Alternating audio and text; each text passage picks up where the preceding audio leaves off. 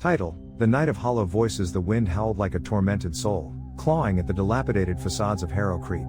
A ghost town, abandoned for decades, where cobwebs weave shrouds over the broken dreams of its former inhabitants. It was Halloween night, but here, the line between the world of the living and the dead was as thin as the veil of a spectral bride.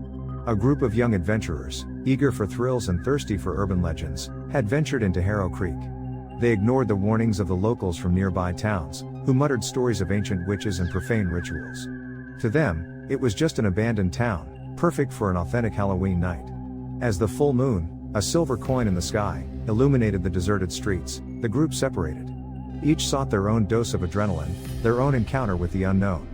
Mark, the most skeptical of the group, ventured into what appeared to be the main square. The fountain, dry and covered in moss, resembled a forgotten altar. Suddenly, an icy lament cut through the silence. It wasn't the wind, nor the screech of an animal.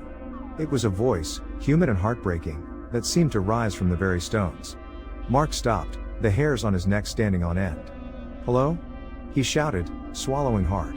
The response was a cackle, a sharp and shrill laugh that echoed throughout the town. It was a female laugh, but twisted, as if made of broken bones and nightmares. "We are home," whispered a voice, so close that Mark felt the cold breath on his ear. He turned, but no one was there. Panic began to seize him.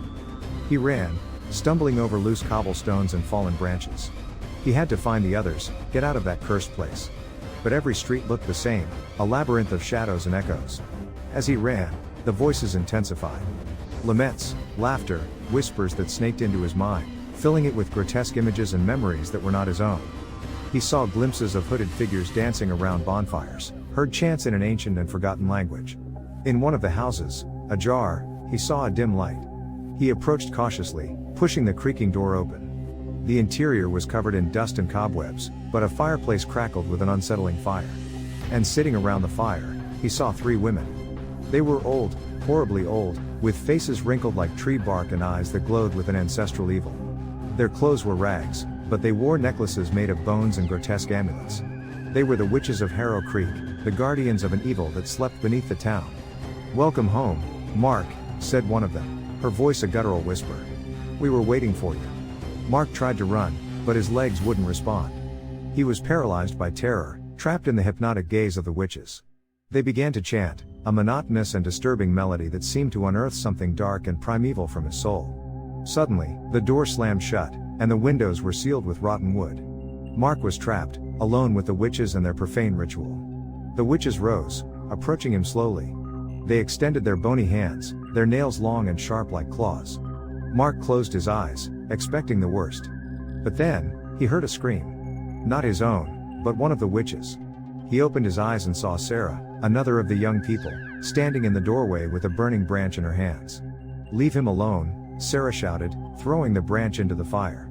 The witches shrieked with fury, but Sarah did not back down. She had found an ancient book in the town's library, a book that revealed the witches' weakness, sacred fire.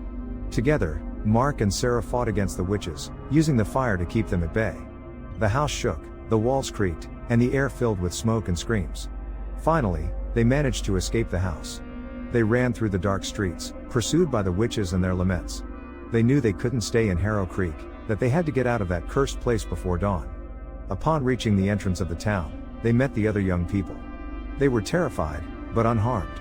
Without hesitation, they ran to the car and escaped Harrow Creek, leaving behind the witches and their reign of terror. But the nightmare was not over. Back home, Mark couldn't sleep. The voices were still in his head, the faces of the witches haunted his dreams. He knew that Harrow Creek had changed him, that a part of him had been trapped in that ghost town. One night, as he slept, he heard a whisper in his ear. "We are home, Mark. And so are you." He woke up startled, feeling a presence in his room. He saw a shadow in the corner, a hooded figure watching him with glowing eyes. "No," Mark whispered, terrified.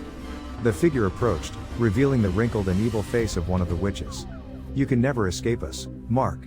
You are one of us now." The witch extended her hand, and Mark felt a sharp pain in his chest. He saw his own hand rise, imitating the witch's gesture.